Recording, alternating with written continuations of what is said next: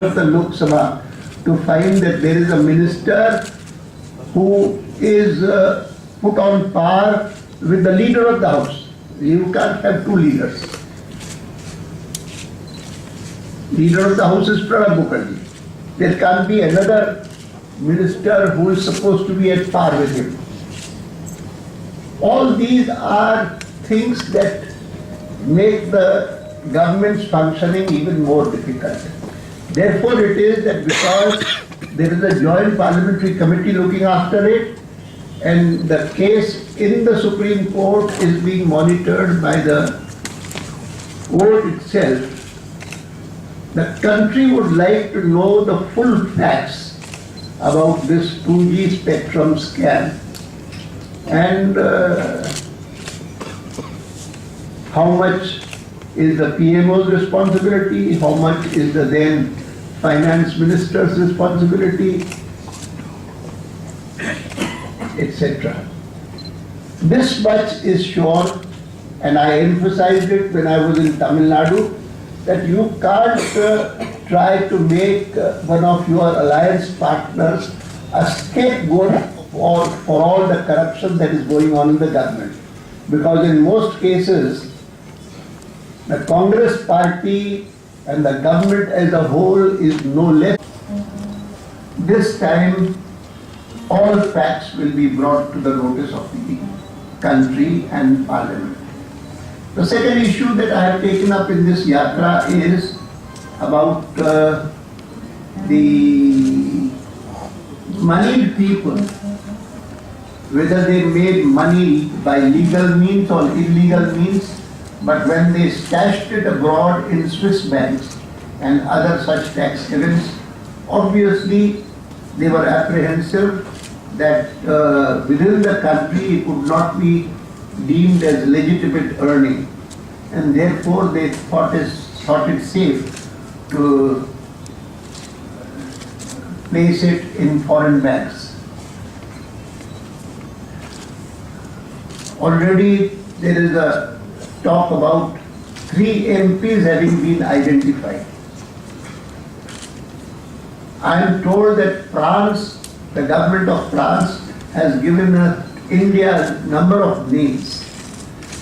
This is an issue about which there should be no hush-hush. All information with the government about monies stashed away abroad should be shared. Therefore, it is that I have repeatedly asked for a white paper on this issue of black money, giving facts, giving names, and above all, giving the details of all the steps taken by government to get back this money which legitimately belongs to India and cannot be allowed to be kept in foreign banks, and India and Indian requirements be deprived of this. I believe that the amount is so large, according to the Global Financial Integrity, a think tank in America, the amount that is stashed away abroad by Indians is something of the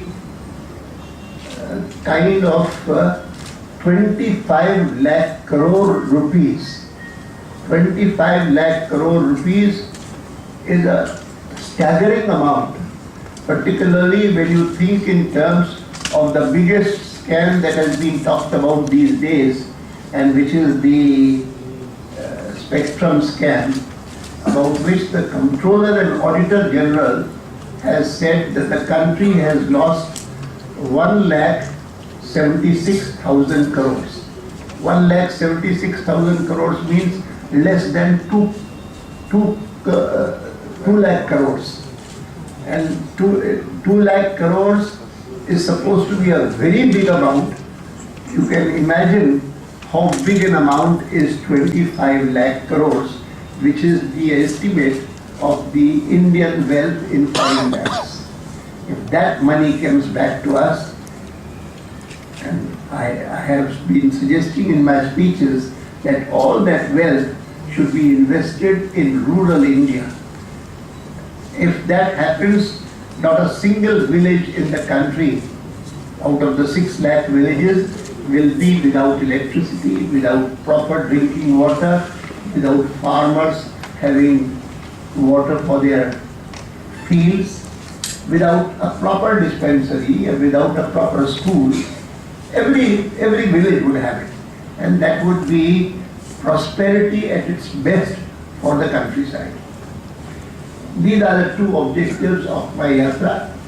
And today I have stressed once again that on the 2G scam, all the facts must be brought to light and revealed. I would like to thank the people of Goa for the very enthusiastic reception they have given to the yatra. I never expected this kind of thing.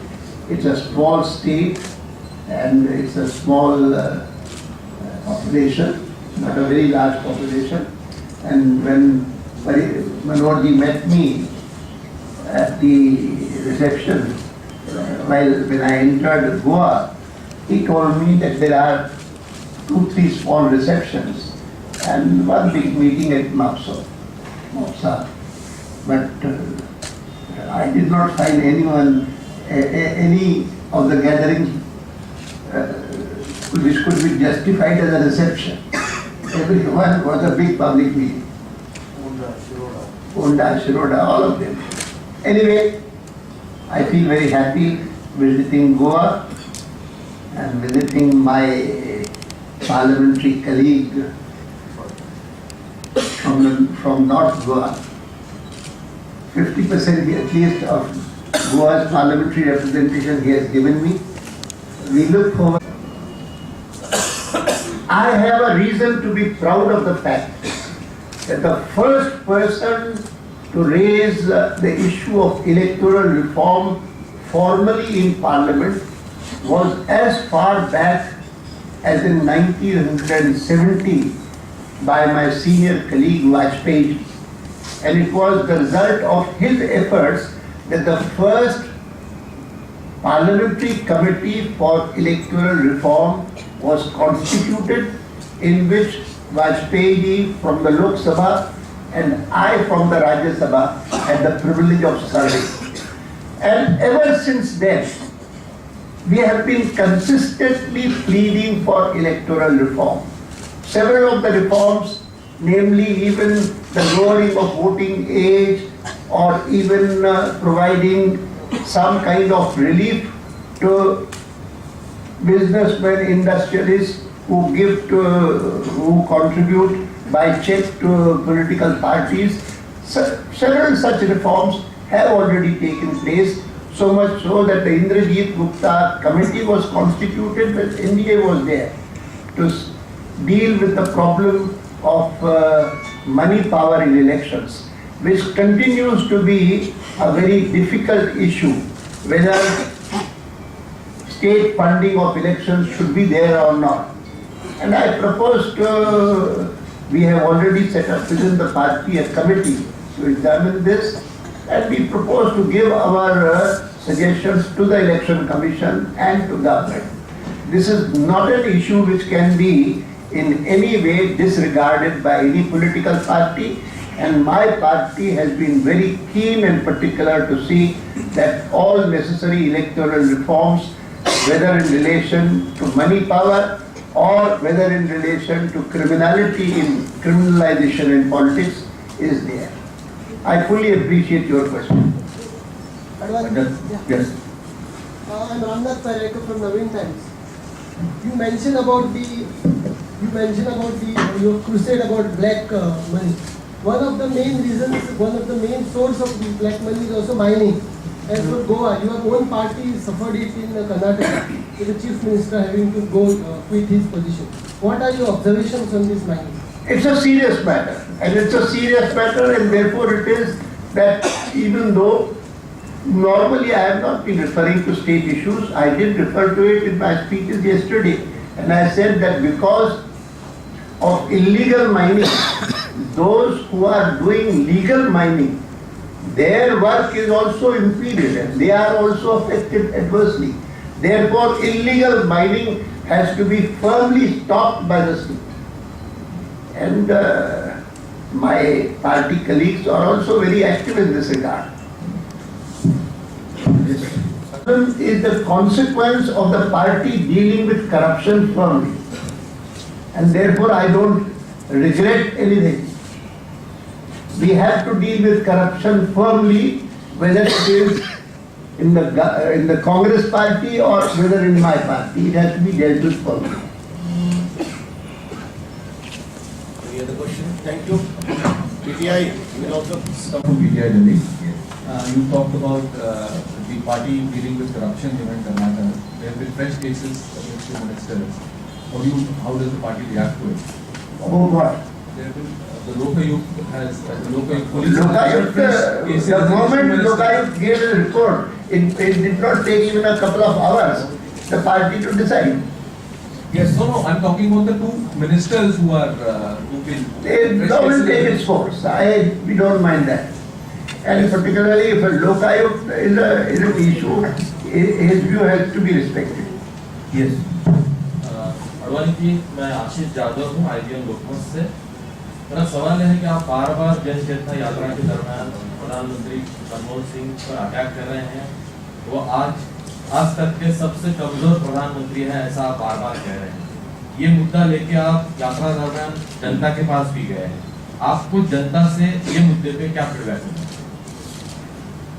जब पहले उठाया था तब किसी ने कहा कि भला आदमी है, क्यों कहते हो?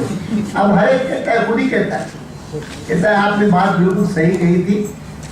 और मैं नहीं मानता हूं कि to call someone a weak prime minister is any harsh word. There is nothing, no.